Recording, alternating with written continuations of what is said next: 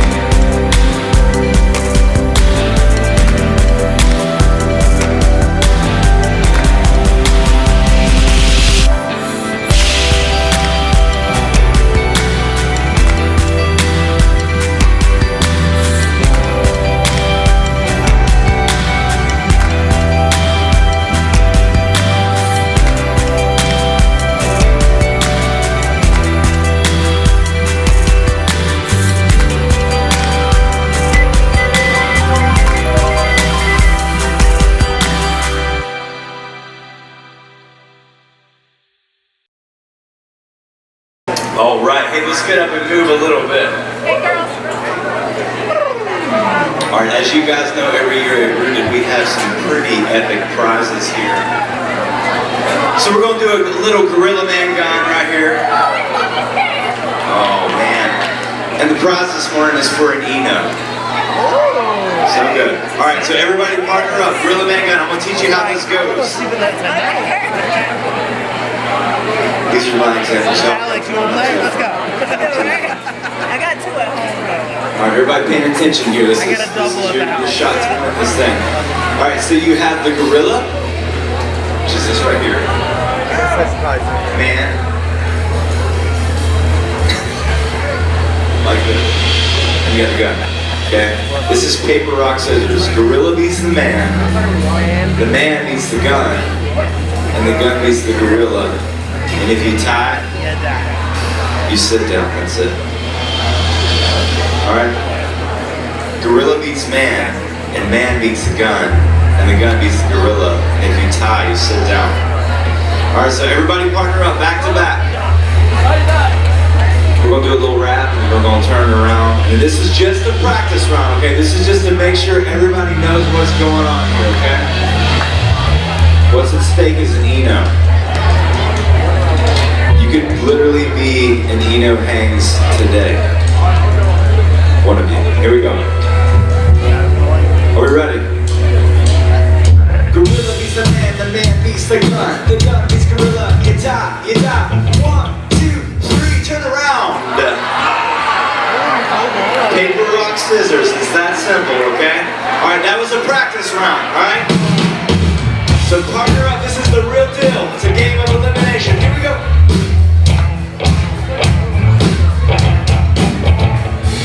Gorilla beats the man beats the gun beats gorilla. You die. 1, 2, 3.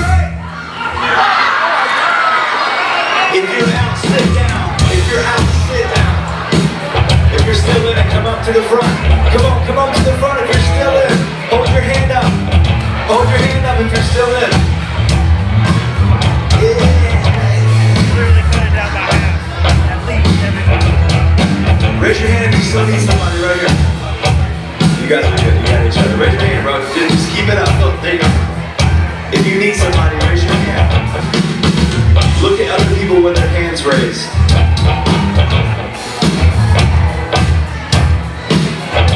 Are we all good? Alright, yeah, look, you go to the next round, man. You just hang tight, okay? Ready? Here we go. Gorilla beats the man beats the gun beats gorilla. You die. 1, 2, 3. Yeah. Come on up front. Keep your hand raised until you find somebody else with their hand raised. We'll all be hand raised together. Raise them high. Everybody can see this. Okay? Raise them high. Here we go. Gorilla beats the man beats the gun beats gorilla. You die. 1, 2, 3.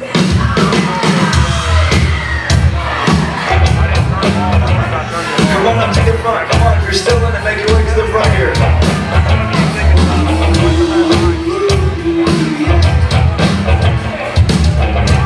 Everybody partner it up. Raise your hand. Raise your hand. Raise your hand if you need a partner. And look, if you got your hands on this. There you go. Gorilla is the man beats the gun beats gorilla, you die.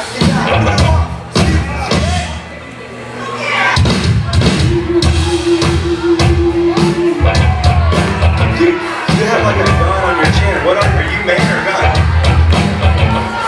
Which one are you? You're man?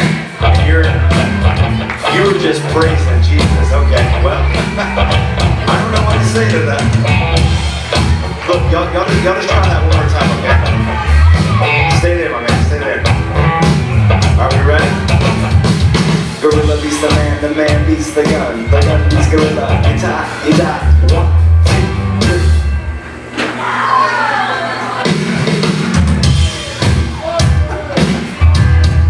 Alright, I think it's alright. Y'all just sit down this morning. You did great. Both of you did great. We're just still figuring it out here, okay? Oh wait, come on over here. Let's figure out who you are. Tell me your name, sir. Dalton. You're Hunter from Dalton. You're Parker. Parker from Dalton. Is Dalton in the room? Where are we at? What's your name, man? Harrison. Harrison. Okay, I'm botching these names. Where are you from, Harrison? Atlanta. Okay, what church are you from? Dunwoody in the building. Where are you at? Hey. Do y'all remember? Were y'all here last year when that kid was like, "I'm from church"? And I was like, "Which one?" He's like, "I have no idea." We were so grateful he was in the room though. All right, here we go. Are y'all ready? This is for the Eno. Eno hangs today. Here we go. Gorilla beats the man beats the gun beats gorilla, you die. 1, 2, 3. Gorilla beats the man. You ready, my man? Here we go. Give it up for him. Come on.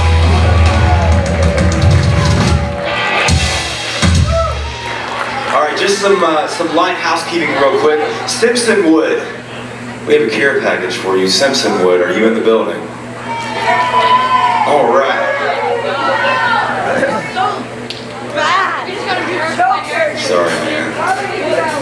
Figured you might need that. All right.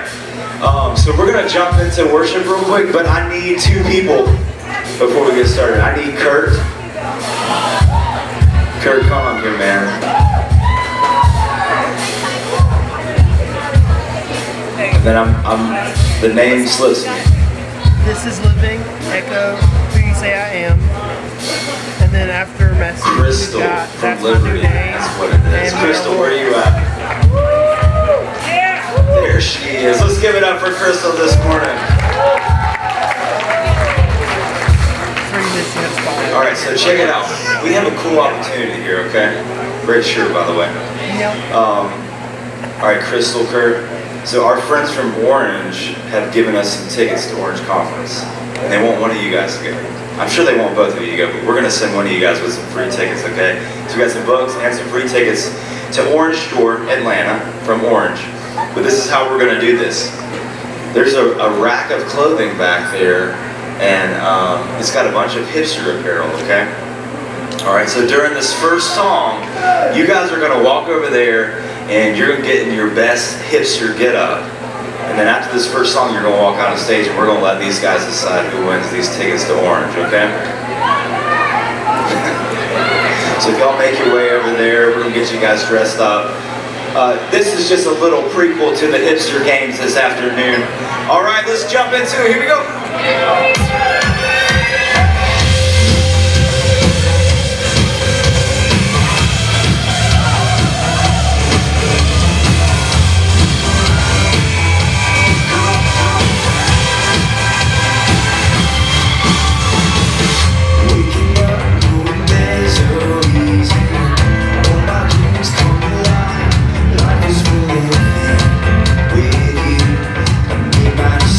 You lift me up, come on!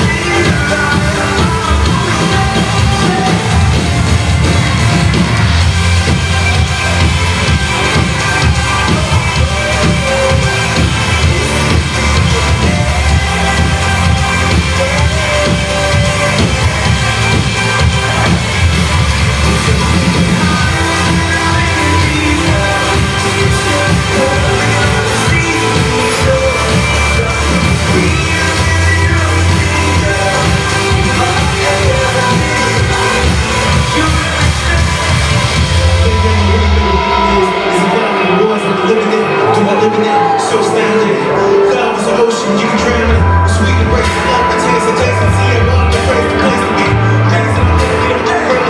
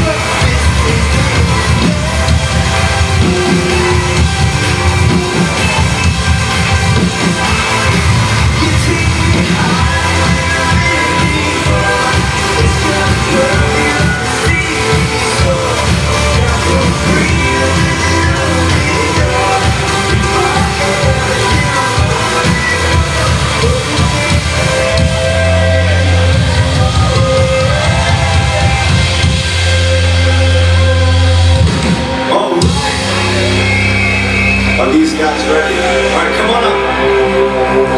We have our hipster youth directors coming to the stage now. Let's give it up for Crystal and Kurt. Wow.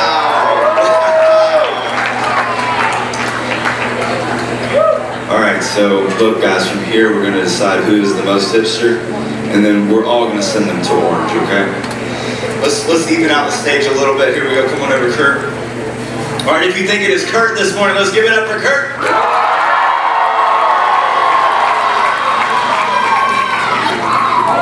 Or is she more hipster? Let's give it up for Crystal. That's close. All right, guys. Hey, we really got to decide here, okay? If you think it's Kurt, let's give it up for Kurt.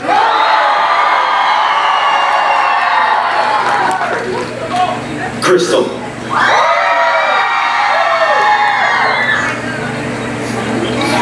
It's close. It's close. But I think it's Kurt this morning. Let's give it up for Kurt. He's going to Orange. Orange to Atlanta this year. Give it up for Crystal this morning. Give it up for Kurt. They did a great job.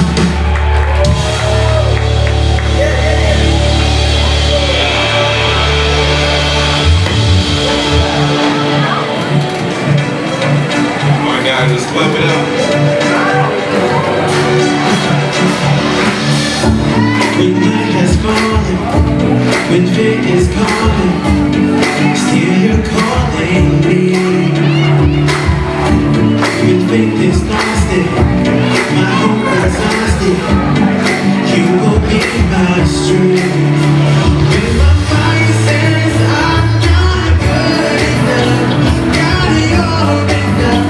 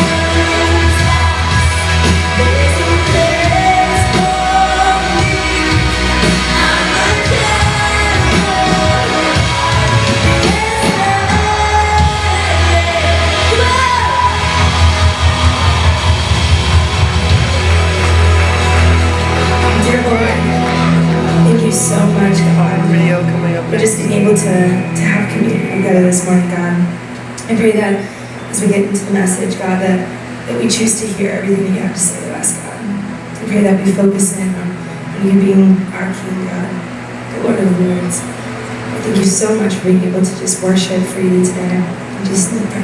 Amen.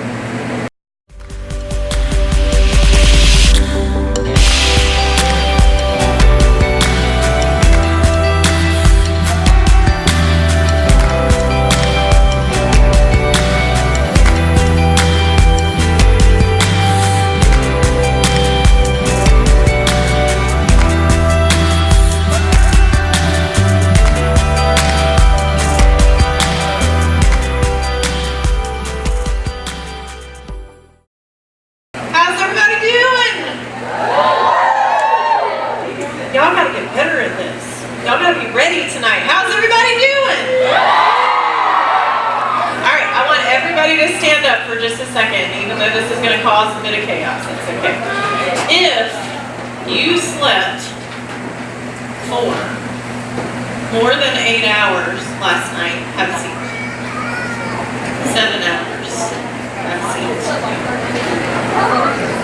6 hours? Solid crap. 5? What were y'all doing? Alright, if you slept for less than 4 hours.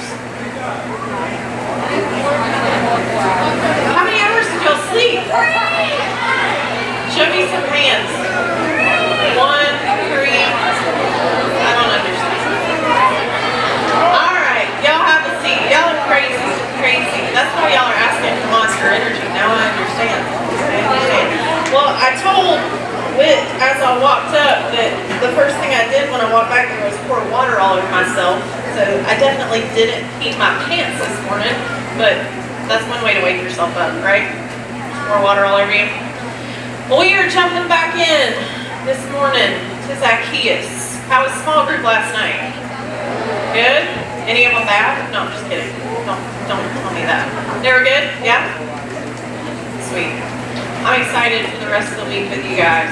I do have to tell you, as digging into this story and talking about being personal, it was difficult for me. And as I thought back to stories about my youth group days, I had a lot of stories because I spent a lot of time in youth group. Youth group was home to me. I didn't necessarily want to always be at home when mom and dad were fighting, and so youth group was family to me, and that's part of why I stand here with you as a youth pastor, because youth group changed my life, and I want to make space for those I have home as well. But I think the most unfortunate part of it all is that youth group really became home. And most of the kids that were in youth group with me were public school kids in the county. I grew up in Macon, Georgia, and they were all public school kids. There was a few private school, and I was one of them. And I was the only one from the private school that I did attend, which will remain nameless for a lot of reasons. But it became very separate worlds for me. I went to school and I had a separate friend group. I went to youth group and I was in youth group.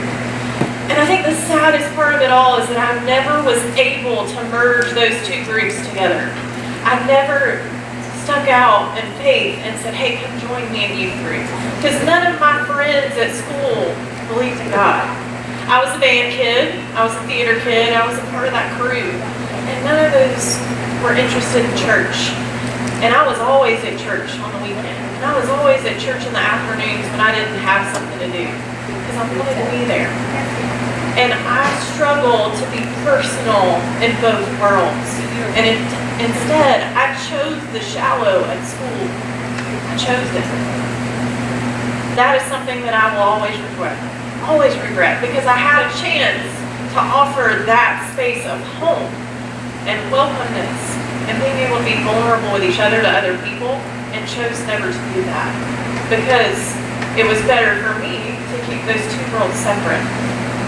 So as we continue to dig into Zacchaeus this morning, I'm not going to read you the whole thing, but I do want to remind you what we talked about last night a little bit. Does anybody remember? You know, yell out some things.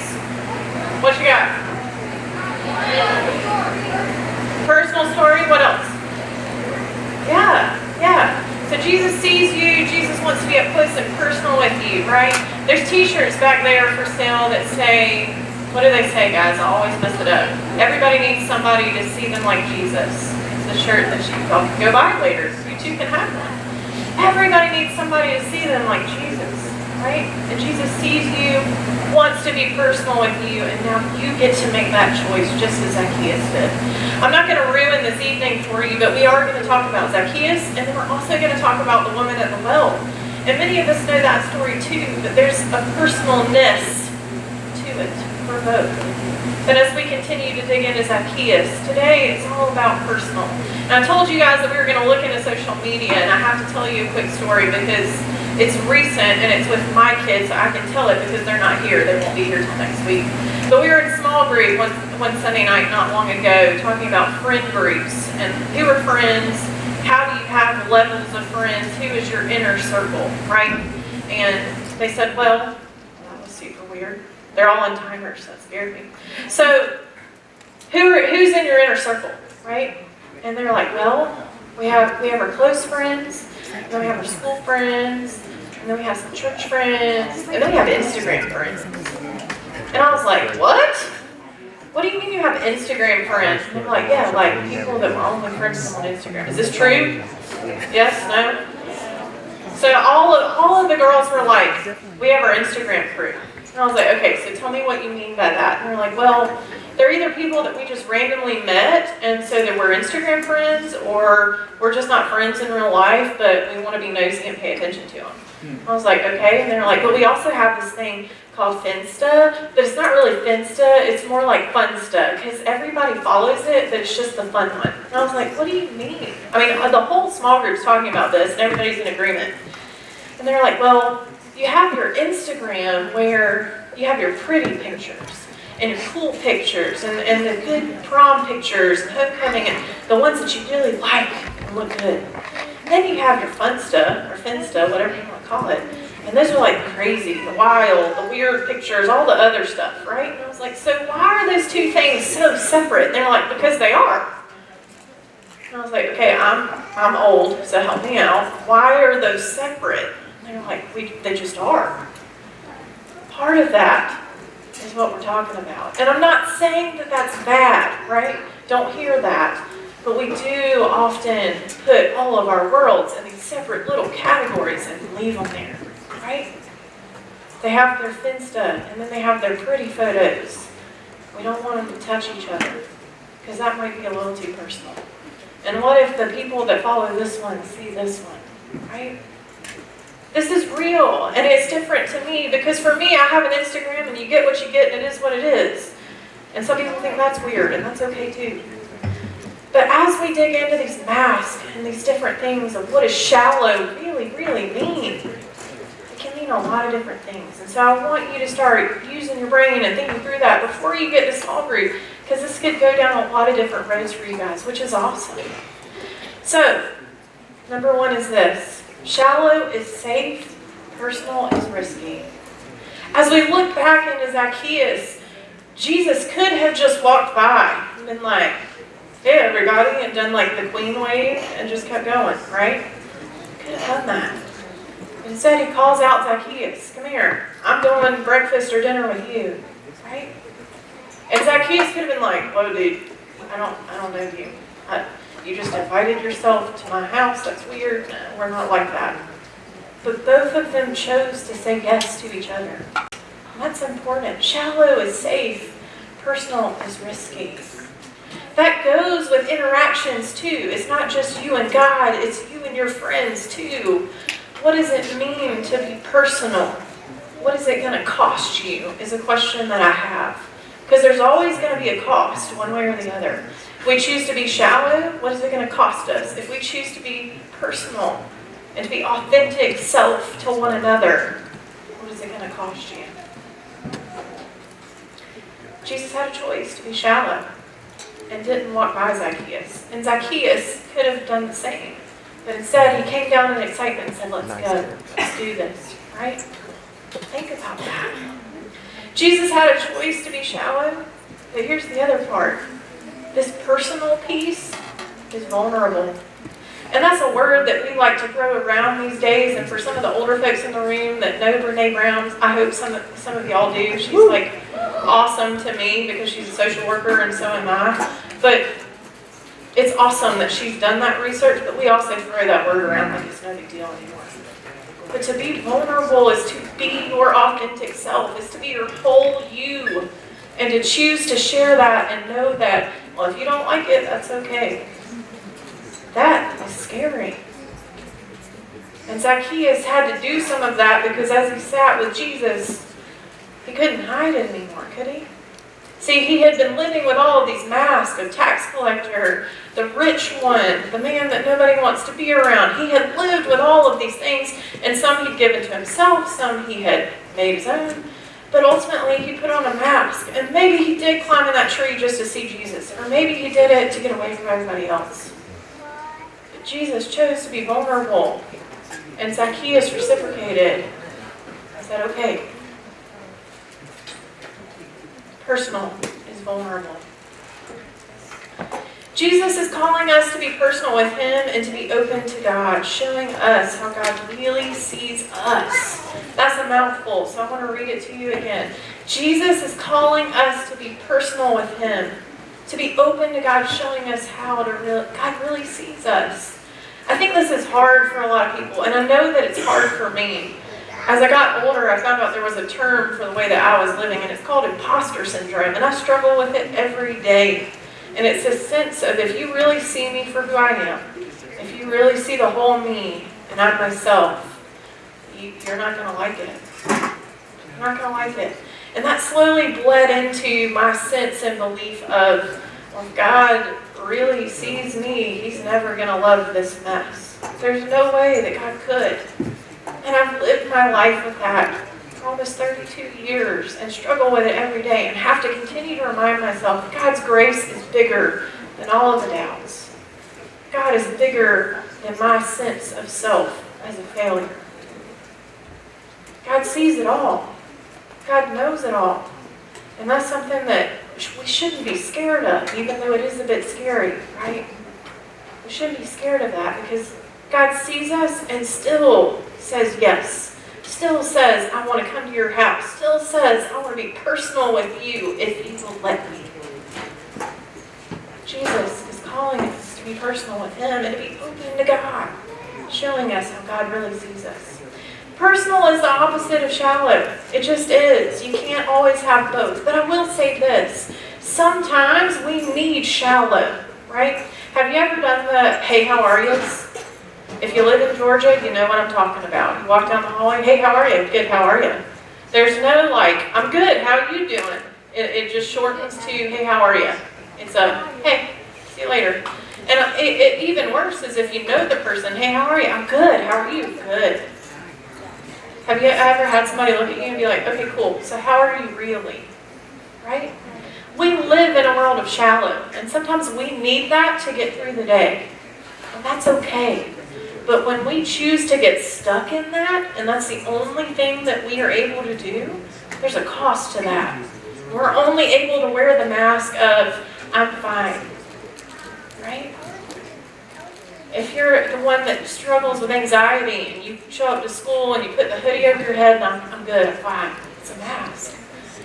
If you're the person that shows up and you're dealing with depression or feeling suicidal, and you're the happy, excited one, it's a mask. Does that mean that it's always bad? No.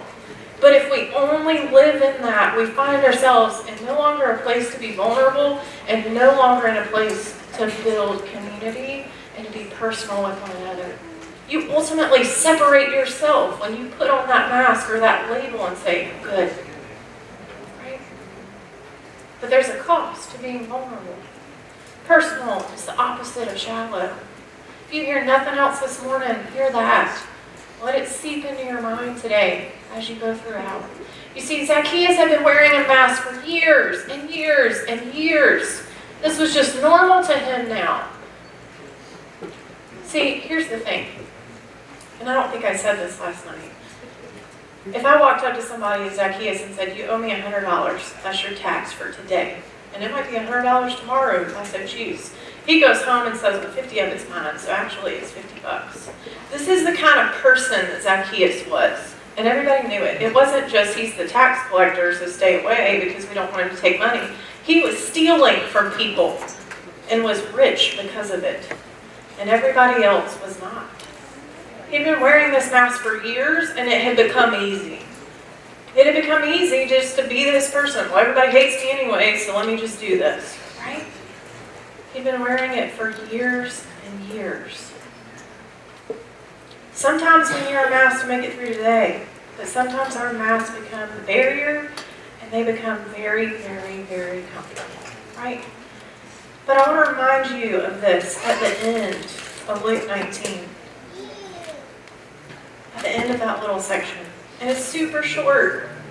It says, I give half my wealth to the poor, and if I had cheated people on their taxes, I give it back 4 times as much.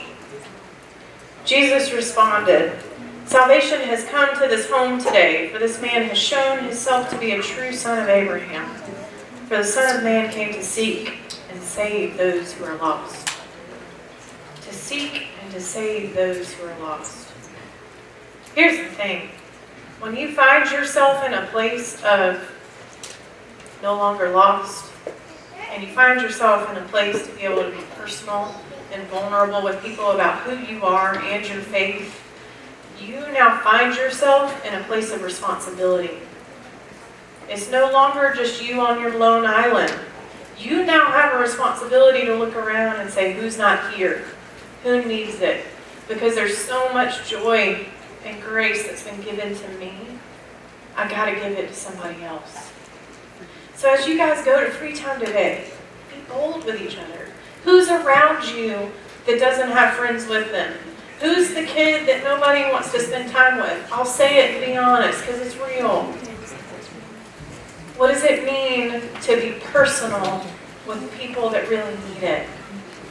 What does it mean to go to that lunch table that has no one and that kid is by themselves?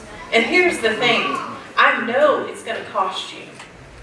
It's going to cost you some kind of social collateral, isn't it? It's going to cost you if you sit at that table. But is that really what's important? I know you're thinking about it. But what happens when we choose to go sit and be with and be personal? It changes someone else. What does it mean to choose personal? How do we move towards personal and less shallow? This is a process, right? This is a daily thing that we have to work towards. So what does it look like today for you? And I can't answer that. Maybe you can in small group. Does it mean that you go meet 3 people today and you're bold in that because that's hard for you? That's awesome. Does it mean that you hang out with that person that really needs a friend, even though your bestie's here and that's the only person you want to spend time with? What does it mean to be personal and less shallow? We know what we're asking is costly, right? We know that. But it's worth it in the end. It's worth it in the end. So how do we work towards personal and less shallow? And what is it going to cost you? For some of you, the cost doesn't matter. You're beyond that, and that's awesome. That's great. For others, you think about it a lot, and that's okay too. That's okay too. But how do we work towards personal and less shallow? And this is in your relationships day to day, but more importantly, this is your relationship with you and God. How do you be more authentic, more vulnerable, more honest, more yourself to God? Because that's the moment that the mask, the Instagram filters, whatever you want to call it, begin to come off, begin to move away. And maybe you put it back on later, and that's okay. But God sees those moments of you trying and saying, I'm trying this, God, I need to hear from you. Right? That's normal. But choose to remove the mask for a minute and see what happens. Because it's better. The personal changes everything. And Jesus knew that because he called Zacchaeus by name. He says yes. And the whole town was different. Right? Personal is the opposite of shallow. So what does that look like for you today? Maybe you write it down on a piece of paper. I tell my kids to do this all the time. It makes it real when you write it down. So what's your goal today? What does that look like? What does it mean to be more personal with God? What does it mean to take an extra amount of time for yourself to spend that with God today? What does it mean to spend time with that person that you really struggle with? Or the person that needs it and really needs to know and needs someone to really see them in a different way, just as Jesus saw Zacchaeus in a different way. Right? Will you pray with me?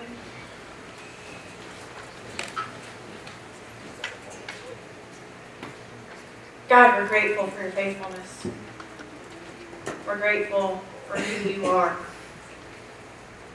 And we're grateful that you choose personal over shallow every single time. God, we're grateful that you want to be present with us and not just some far off way, God.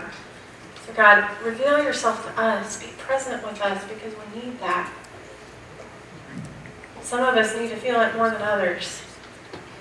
Some of us need a reminder. But God, help us to understand that you're not the one putting the barriers in place, but that we get to choose to remove those. We get to choose the personal. So help us work towards that today. Pray all these things in your name. Amen.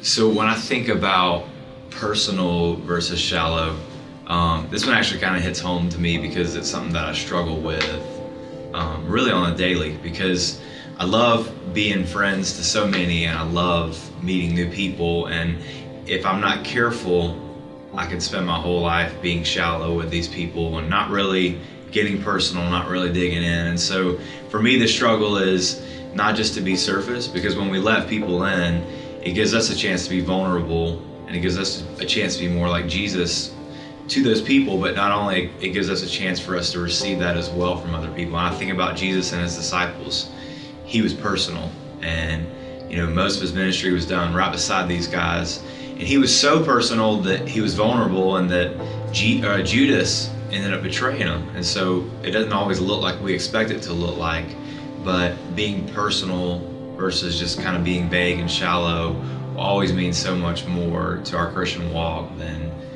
just kind of being surface with people.